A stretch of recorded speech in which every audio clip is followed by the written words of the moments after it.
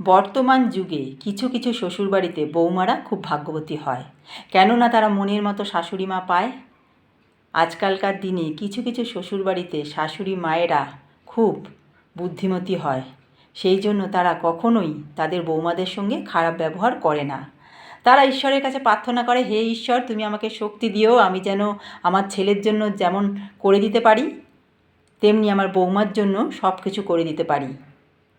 মানে আজকালকার দিনে বৌমারা তো চাকরি করে, অফিস থেকে আসে তাদের খাবার করে দেওয়া, সকালে অফিসে যাওয়ার সময় তাদের খাবার করে দেওয়া, তাদের সঙ্গে ভালো ব্যবহার করা, তারা কী ড্রেস পরছে সে ব্যাপারে কিছুই কখনো বলে না।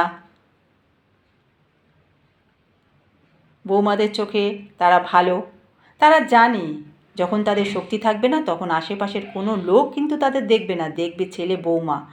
সেই জন্য তারা ছেলে বৌমার সাথে কখনোই খারাপ ব্যবহার করে না। যারা বুদ্ধিমতী মহিলা, বুদ্ধিমতী শাশুড়ি, তারা সবসময় বৌমাদের সঙ্গে ভালো ব্যবহার করে।